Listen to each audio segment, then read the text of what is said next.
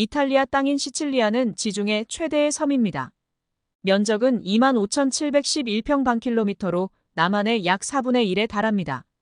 인구는 503만 명, 중심 도시는 팔레르모입니다. 현재 이곳은 마피아의 본거지로 악명이 높습니다. 시칠리아에서 마피아는 합법적인 지위에서 각종 행정과 이권 사업에 참여하고 있죠. 시칠리아 출신들이 미국이나 캐나다로 가서 마피아를 조직하기도 했습니다. 시칠리아는 이탈리아 본토로부터 불과 3.2km밖에 떨어져 있지 않아서 다리를 건설할 법도 하지만 추진은 지지부진합니다. 왜일까요? 아카이브 세계의 섬 시작합니다. 시칠리아는 엄청난 역사를 자랑합니다. 청동기 시대엔 주석 무역의 중개지로 그리스의 미케네 문화와도 접촉하며 고유의 문명을 유지했습니다. 에트루리아나 로마 제국보다도 더 오랜 역사를 자랑하죠. 기원전 8세기에 그리스인이 도래했습니다. 그리스의 식민도시 건설에 따라 선주 민족은 내륙으로 밀리고 해안 지역은 완전히 그리스화했습니다. 시칠리아 서부는 카르타고 동부는 그리스 식민도시들이 할거한 상태로 이들 사이에 근 200년에 걸쳐 시칠리아 전쟁이 7차례 벌어지기도 했죠. 기원전 202년 제2차 포엔이 전쟁에서 승리한 로마의 속주가 되어 이후 로마의 곡창으로 번영했습니다. 공화정과 제정시대에는 대표적인 로마의 빵 바구니로 자리매김합니다. 로마가 동서로 갈라지고 서로마가 멸망한 이후에는 동고트 왕국의 지배를 받습니다.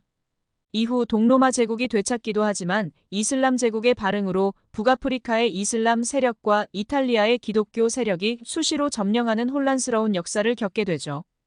이때 북방에서 나타난 신흥 세력인 노르만족이 이들 모두를 격파하고 남부 이탈리아와 시칠리아의 시칠리아 왕국을 세웠습니다. 노르만인들은 교황과 동맹을 맺었기에 시칠리아 역시 주요 종교가 가톨릭이 됩니다.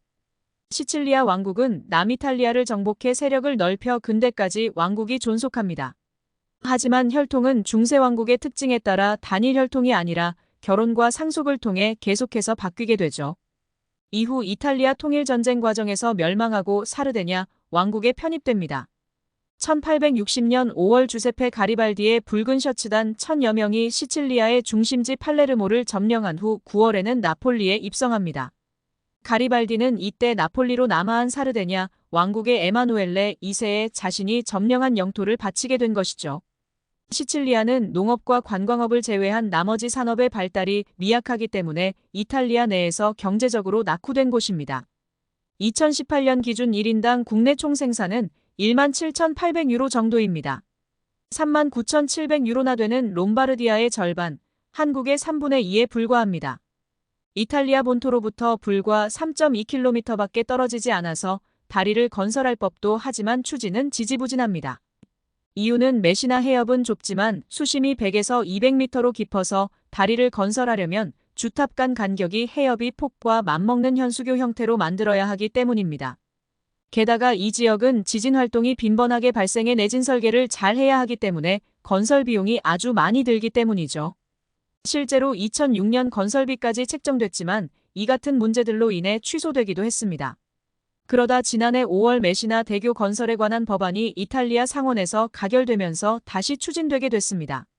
메시나 대교가 건설되면 총 길이 3,666m, 주탑 사이 거리가 3,300m에 달해 터키에 있는 현존 세계 최장 현수교인 차나칼레 대교의 2,023m보다 60% 이상 깁니다.